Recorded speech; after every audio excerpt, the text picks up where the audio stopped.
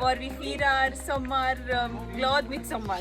അപ്പോൾ ഇതൊരു കമ്മ്യൂണിറ്റിയിലാണല്ലോ നടക്കുന്നത്. അപ്പോൾ ആ ഒരു കമ്മ്യൂണിറ്റിക്കകത്തോട്ട് ഞങ്ങൾ ചെന്നപ്പോഴത്തേക്കും പ്രാവും കോഴിയും അങ്ങനെയൊക്കെ വളർത്തുന്നത് ഞങ്ങൾ കണ്ടു.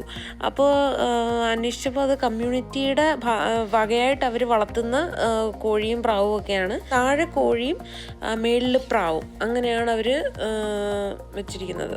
അങ്ങനെ അപ്പോൾ കുട്ടികൾക്കൊക്കെ നല്ല രസം തോന്നി കോഴിയൊക്കെ നോക്കി നിൽക്കാനും അതിൻ്റെ ഓരോ മൂവ്മെൻറ്റ്സ് ഒക്കെ നോക്കി നിൽക്കാനായിട്ട് കുട്ടികൾക്ക് ഒത്തിരി ഇഷ്ടം തോന്നി.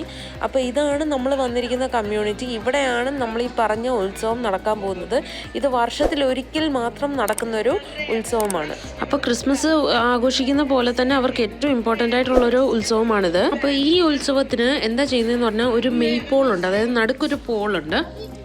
അതിനെ അവർ നന്നായിട്ട് നമ്മുടെ ലീവ്സും പൂക്കളും ഒക്കെ വെച്ച് നന്നായിട്ട് ഡെക്കറേറ്റ് ചെയ്തിട്ട് അതിന് ചുറ്റും നിന്ന് എല്ലാവരും മിക്കപ്പോഴും അമ്മമാരും കുട്ടികളും അങ്ങനെ ഡാൻസ് കളിക്കാം. മെയ്പോളിന് ചുറ്റും ഡാൻസ് കളിക്കുക. ഈ തലയിൽ ഒരു പൂവിൻ്റെയും ഇലകൾ എല്ലാം കൂടെ കൂട്ടി ഒരു ക്രൗൺ അവർ തന്നെ ഉണ്ടാക്കിയിട്ട് ഇതും വെച്ചിട്ടാണ് എല്ലാവരും ഇതിന് ചുറ്റും ഡാൻസ് കളിക്കുന്നത്.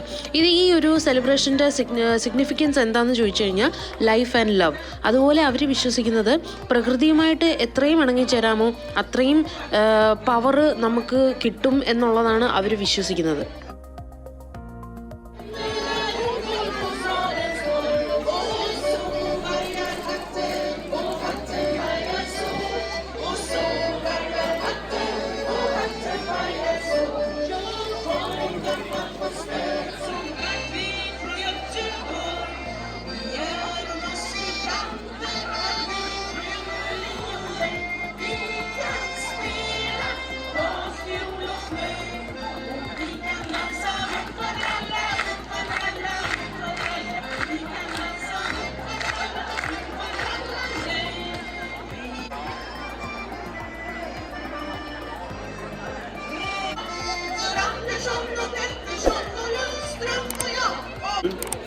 Och då har det bara den tredje lotten kvar.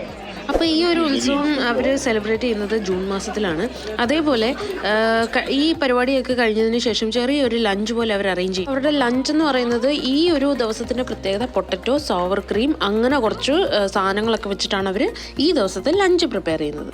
അപ്പം ഞങ്ങളെപ്പോലെ തന്നെ നിങ്ങളും ഈ വീഡിയോ എൻജോയ് ചെയ്തു എന്ന് വിശ്വസിക്കുന്നു. നമ്മളൊക്കെ ഉണ്ടാക്കിയത് ഈ ഡിഷാട്ടോ. ഈ ഡിഷിൻ്റെ പേര് എഗ് ഹാഫ്സ് എന്നാണ്. ഇത് ഞാൻ ഓൾറെഡി ഒരു വീഡിയോ ആയിട്ട് ഇട്ടിട്ടുണ്ട്. അപ്പോൾ അതിൻ്റെ ലിങ്ക് ഞാൻ ഡിസ്ക്രിപ്ഷൻ ബോക്സിൽ ഇട്ടേക്കാം.